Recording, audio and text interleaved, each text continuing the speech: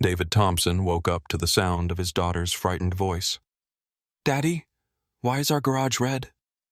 He rushed outside, his heart sinking as he saw the words "Rule Breaker" spray-painted across his garage door in bold, mocking letters.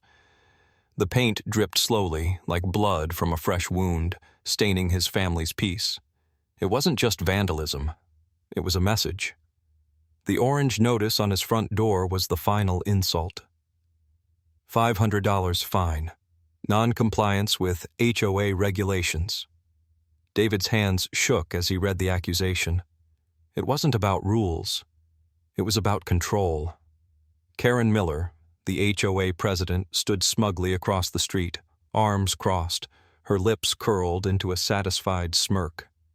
She ruled Oak Ridge Valley with an iron fist, bending the HOA rules to her will and crushing anyone who dared defy her. And now she had set her sights on David. "You think you can win?" Karen's voice echoed in his mind, dripping with condescension. "You'll take those cameras down, or I'll make your life a living nightmare." She was confident, untouchable, or so she thought. But Karen underestimated David. A former Marine, he wasn't just fighting for his property, he was fighting for his family's safety and his dignity. And he had evidence.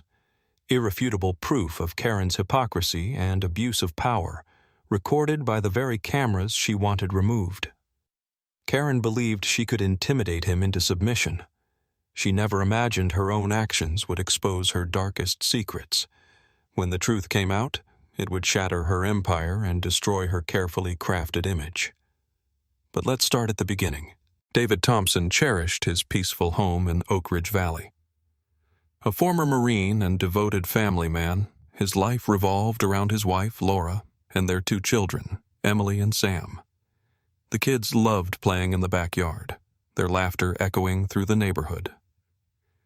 After a series of break-ins nearby, David's protective instincts kicked in. He installed 3 discreet security cameras, one above the front porch, another in the backyard, and a third overlooking the garage. They weren't flashy or intrusive, just small, reliable safeguards for his family's peace of mind. But tranquility shattered when David received an official letter from the Homeowners Association, signed by Karen Miller, the HOA president. The message was cold and precise.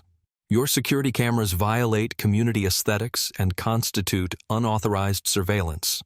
Remove them immediately or face daily fines." David's eyes narrowed as he read the lines again, his jaw tightening. How could keeping his family safe violate any rule? His mind raced with frustration and confusion.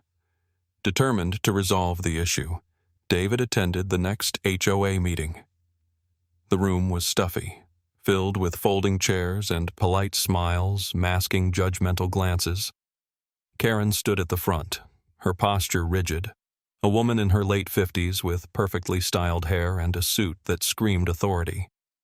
As David approached her, she regarded him with cold detachment. "I don't understand why my cameras are a problem. They're for my family's safety," David stated, his voice steady but firm.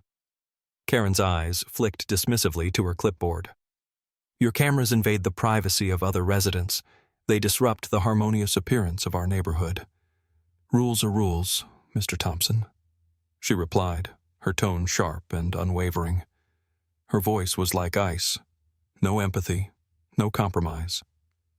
David scanned the room, his gaze lingering on the other board members. Most avoided eye contact, clearly uncomfortable.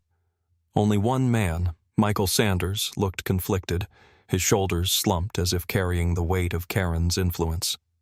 David could see it clearly now. Karen's control over them was absolute.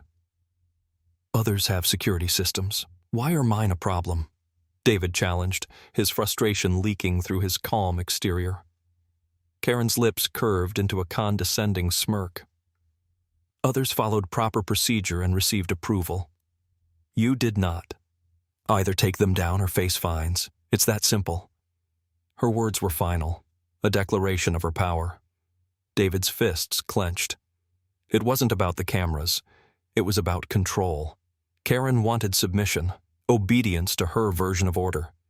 He could see it in her eyes, the way she watched him with smug satisfaction, like a queen ruling her domain. As the meeting adjourned, David noticed Karen leaning toward Michael, whispering something that made him pale. Her eyes flicked toward David, a glint of triumph in her gaze. She was planning something, and it was aimed directly at him. David walked out of the building, his shoulders tense, his mind swirling with anger and defiance. He wasn't going to let Karen bully him or compromise his family's safety. He would fight back, no matter what it took. But deep down, a chill ran through him. He was only beginning to understand just how far Karen was willing to go to maintain control. And this was just the first warning. The next morning, David opened his front door to find a bright orange notice aggressively taped to the glass. It flapped in the chilly breeze, taunting him. He tore it down, his eyes narrowing as he read the bold print. $500 fine. Non-compliance with HOA regulations. His chest tightened, anger boiling inside him. How could they fine him for protecting his family? He glanced up at his security camera, the silent witness to everything. It was just a piece of technology, yet it had turned his life upside down. Determined to fight back, David contacted Jessica Monroe, a lawyer specializing in property rights. Her office was a cozy space cluttered with law books and framed certificates. She listened intently, her eyes sharp and calculating. "They're selectively enforcing the rules," she said, tapping her pen on her notepad. "That's discrimination. You have every right to challenge this." Her words brought a flicker of hope. Finally, someone was on his side. Jessica advised him to gather evidence, photos of other neighbors' security cameras, testimonies from residents, and any documentation showing Karen's hypocrisy. David spent days walking around the neighborhood, snapping pictures discreetly. He saw cameras hidden under eaves, mounted on fences, even disguised as birdhouses. It was clear. He wasn't the only one concerned about safety. So why was he being targeted? The answer became clear when he noticed Karen's house, a mansion that stood like a fortress at the end of the cul-de-sac. There, among the meticulously manicured hedges, were cameras cleverly camouflaged in the garden decor. David's blood boiled. The nerve of that woman. At the next HOA meeting, David confronted Karen, his voice steady but charged with anger. "I've seen the cameras around your house, Karen. Why am I being fined while you get away with it?" Her face flushed red, eyes narrowing with fury. "This is harassment," she spat, her voice trembling with outrage. "You're trying to turn the neighborhood against me." David stood his ground, refusing to be intimidated. "I just want to protect my family. Why is that such a problem for you?" His question hung in the air, heavy and accusing. Karen's eyes flashed with something dark, something malicious. She leaned in close, her voice dropping to a venomous whisper. "If you don't take down those cameras, I'll make your life here a living nightmare." And she meant it. Over the next few days, violation notices flooded David's mailbox. Mailbox 2 faded. Lawn slightly overgrown. Basketball hoop not permitted. Fines piled up, each more absurd than the last. It was a calculated attack, a vendetta. But David refused to back down. As the fines increased, so did David's resolve.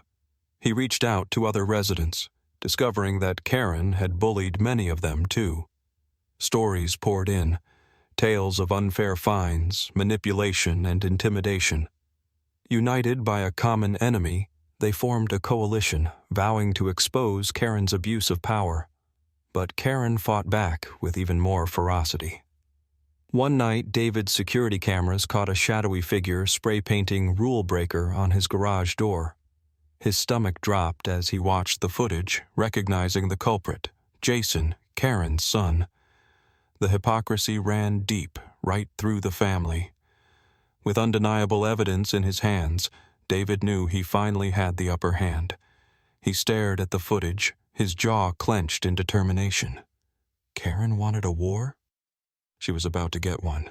David's hands shook as he sent the email to the local news station, attaching the footage of Karen's son spray-painting Rule Breaker on his garage door. He included the mountain of complaints from other residents, detailing the years of Karen's abuse of power, manipulation, and intimidation. His heart raced as he clicked send, knowing this was his best chance to expose the truth. The story spread like wildfire. Within hours, the local news anchor stood outside David's house, her voice stern as she recounted the details. A community in turmoil, as HOA President Karen Miller faces allegations of harassment and abuse of power. The footage of Jason vandalizing David's property played on repeat, broadcasted to thousands of homes. Karen's carefully crafted image began to crack. But Karen was cunning. The very next day, she held a press conference on her pristine front lawn, tears welling in her eyes as she played the victim. "This is harassment," she cried, her voice trembling. "David Thompson is trying to ruin my reputation with false accusations." Her performance was Oscar-worthy, but David could see right through it. She was desperate, fighting to maintain her control. David's phone buzzed incessantly, anonymous threats flooding in. "Back off or else," one text read. Another warned, "You have no idea who you're messing with." His stomach twisted with anxiety, but he refused to be intimidated. Jessica, his lawyer, was firm. "She's desperate. People like her don't go down without a fight. Stay vigilant, David. She's capable of anything." Meanwhile, David's coalition grew stronger. Residents who had once been too afraid to speak out were now rallying behind him. At a private meeting in his living room, Michael Sanders finally broke his silence. His hands shook as he revealed Karen's manipulation. "She blackmailed me," he admitted, his voice cracking.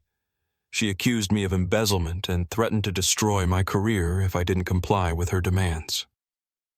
His eyes were haunted, carrying the weight of years of fear. With Michael's testimony and evidence of Karen's misuse of HOA funds, David had enough to bring the case to the state attorney's office. Jessica filed an official complaint, providing documents that showed Karen's lavish lifestyle funded by HOA dues, including her hidden security cameras. The investigation began, putting Karen under intense legal scrutiny. As the pressure mounted, Karen grew more erratic. One afternoon, David was working in his garage when he heard tires screeching. He looked up to see Karen storming up his driveway, her face contorted with rage. "You're ruining my life!" she screamed, her voice echoing through the neighborhood. "You think you can just take everything from me?" Her fists clenched, her body trembling with fury.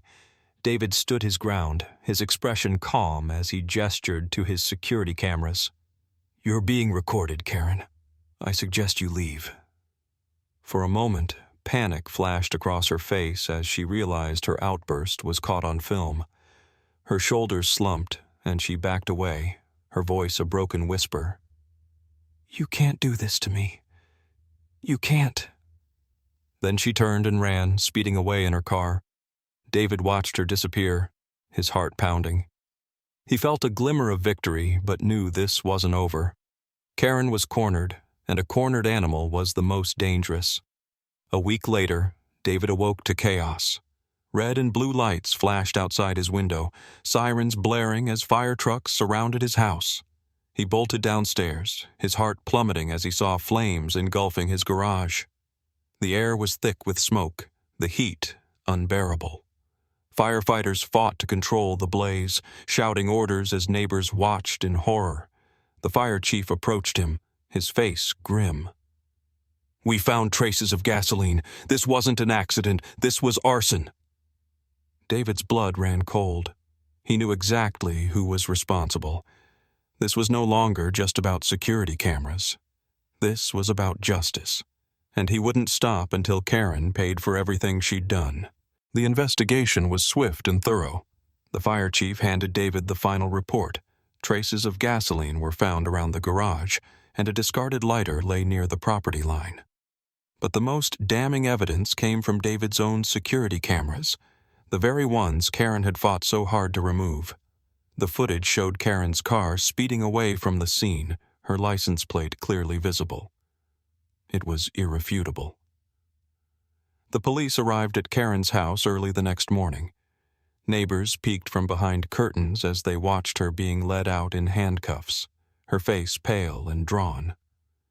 The woman who once ruled the community with an iron fist was now powerless, her empire crumbling before her eyes. She was charged with vandalism, arson, and embezzlement, a stunning fall from grace. During the trial, Karen tried to play the victim, her voice trembling as she accused David of targeting her out of spite. "He's harassing me, trying to ruin my life," she cried, her crocodile tears failing to sway the jury. But one by one, witnesses took the stand, exposing her manipulation and abuse of power. Residents testified about her blackmail, intimidation, and selective enforcement of HOA rules. Michael Sanders delivered the final blow, revealing how she had blackmailed him with false accusations of embezzlement. His voice shook with emotion as he confessed his years of silence. The weight of guilt finally lifted. Jessica, David's lawyer, presented the financial records showing Karen's misuse of HOA funds for personal expenses, including her hidden security cameras. The evidence was overwhelming. The prosecutor's closing statement echoed through the courtroom. Karen Miller used her position of power to bully, manipulate, and defraud an entire community. Justice demands accountability. The jury didn't deliberate long, guilty on all counts. Karen's face twisted with shock as the verdict was read. She was sentenced to prison and ordered to pay restitution to the HOA and David for the damages she caused. Her influence shattered. She was escorted out of the courtroom, her head bowed in shame. A wave of relief washed over David. Justice had been served, but his fight wasn't over yet. Determined to restore fairness to his community, David ran for HOA president.